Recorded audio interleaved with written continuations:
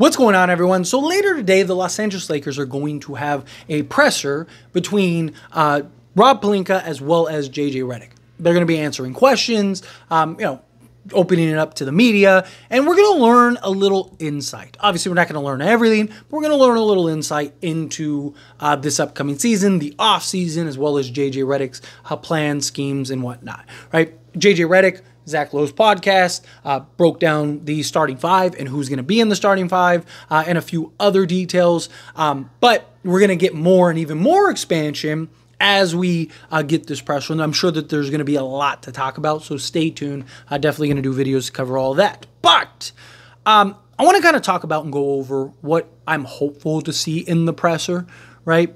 Now, we all know, right? We all know that the CBA has really made it difficult. Look, we're trying here, but the CBA is just very challenging. It's caused teams to look at things differently. It's just up to go watch that presser and tell me I didn't just get it word for word verbatim, right? You're gonna get some of that, and I'm sure you're gonna get some of Rob Pelinka talking about how there's just nothing there right now. Right, that there aren't no trades that make sense for the Lakers at the moment. And look, I've defended that. I agree. I do believe right now, at least, based on the information we have. Now, granted, we don't know what's going on behind the scenes. We don't know all the details. We're going off of reports that we're hoping are true. But based on the information we have, based on the reports that we have, nobody that's available are worth the asking price currently being pushed. Right? Like, Jeremy Grant is not worth 2 firsts. Bruce Brown is not worth a first when he just had surgery. Right? He's not even going to be ready to start the season, if I'm not mistaken. Right? And then, Cam Johnson, he's not worth 2 firsts. Right? You start going down the list, and it's like none of these guys are worth the asking price. All of them have risks. All of them have injury history. Jeremy Grant isn't a model of health. So many people talk about Zach LaVine. Jeremy Grant playing 50 games a season, right? Cam Johnson, the most he's ever played in a year is 66, right? Bruce Brown, again, start going down the list. None of these options are super great, right? So, again, I'm okay with Rob Pelinka. No trade is better than a bad trade, right? Go into the season, you have a new head coach with the roster from last season, right? That won 47 games with inconsistencies, with a head coach that, in my opinion, was incompetent and didn't understand his roster, didn't understand his personnel. I believe the Lakers win at least 50-plus games. I do. I think the Lakers are going to win 50-plus games, right? I think JJ Redick is going to be a huge difference maker in this season for the Lakers. Now, again, I could be wrong. It's just a guess. It's just my thoughts. But I do. I think Darvin Ham accounted for at least, maybe even more, but at least a handful of losses. The biggest thing that I hold to Darvin Ham was that 10 out of 13 game losing streak where they lost 10 out of 13 games. And Darvin Ham made no adjustments, no changes. He just kept sabotaging stuff and playing Taurean Prince 40-plus minutes. And it's like, you just won the in-season tournament with these guys.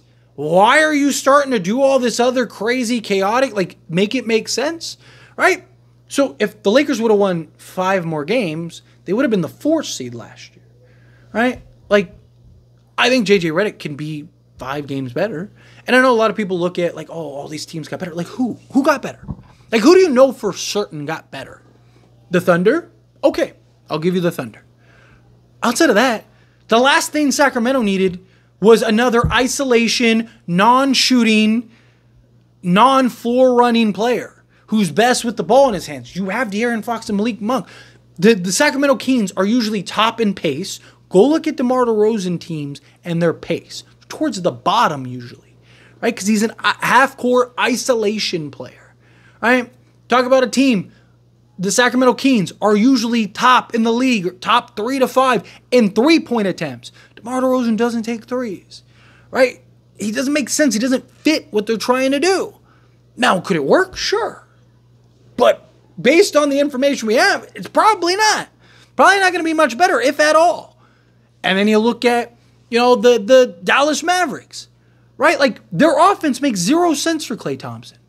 And we still don't know what Klay Thompson would be. I would have loved to have him on the Lakers, but it was still a question mark. Still, what is he going to be as a player?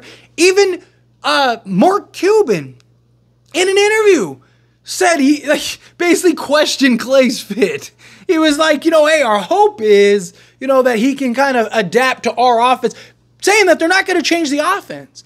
Their offense makes no sense for Klay Thompson, and they're not going to change the offense for Klay Thompson to best maximize Klay. Who knows how much better? And Dallas didn't get to the finals on their offense. They got to the finals on their defense. Klay Thompson is not who he was. Derrick Jones Jr. was excellent defensively in the playoffs. Right? Like, are they going to be able to stop anybody? The New Orleans Pelicans. They don't even have a center. And on top of that, Brandon Ingram's not even showing up at the training camps, looking to try to sabotage the Pelicans. Like, that's a mess. Right? Like, if he buys in, yeah, the Pelicans could be some problem. But again, they're tiny. They don't have a center. Zion's probably playing center all season. Right? Like, again, you look at these teams that got better. None of them really got better. Lakers, we know, should be better. Right? How do we know that? Because if you are somebody that believes that Darvin Ham impacted the Lakers negatively and JJ Redick is better than Darvin Ham, then he has to impact it positively. Right? Now, is it enough to make us a contender? I don't know. Right? But you can't say Darvin Ham is the reason for the Lakers' failures, and then if JJ Redick is an excellent head coach, say he's not responsible for the success. Right? Can't go both ways. It has to be either the coach has that significant of an impact or it doesn't. Now, I'm not really one to just jump on the coach. I mean, I even defended Darvin Ham on several occasions, right? Because the players still have to show up, right? Darvin Ham can't control D'Lo being non-existent or Rui Hachimura not showing up, right? You can be the most prepared, you can be the best, you can do whatever. If the players don't show up, it doesn't matter. If the players don't execute and deliver the way that they're supposed to, it doesn't matter, right? So, to me, going into this presser, obviously we're going to get, the excuses for trades. But I want to know, obviously JJ can't give us all of the detail because you don't want to here's the whole playbook. Look, here you go. But I want to know kind of ways that he's looking to improve, right? Because there was a lot of issues that the Lakers had last year. And we know the starting five, same as last year, that went 23-10. But there was a lot of flaws with that starting five. I did a whole video on the starting five and the pros and cons of that starting five. I want to hear JJ kind of address some of those cons. What are you going to do about the perimeter defense? What are you going to do about giving up the offensive rebounds? Why do we give up offensive rebounds? Because we were terrible defending the perimeter. Every night, teams were jacking up more threes on the Lakers than any other team. Every night, teams were having career nights from three. Players were having career nights from three. Why? Because we can't defend the perimeter. And then you get all these shots, and guess what threes lead to? Long ball rebounds. And then teams were just going, hey, jack them up, and we're going to trust that our guys can use their athleticism to win a foot race against D'Angelo Russell, Rui Hachimura, and Austin Reeves and track down those loose balls. How are you addressing those things? How are you going to address getting out back in transition with guys that don't have a ton of foot speed, right? I want to hear ways that he plans to kind of improve around the margins. You're going to go with the same starting five as last year. That's fine. But how are you going to improve their flaws? Now, obviously, again, Rui Hachimura, he's not going to become this Jared Vanderbilt defensively. He's just not. But can he be serviceable? Does JJ have some creative ways and some creative defensive schemes to kind of better maximize and utilize these guys?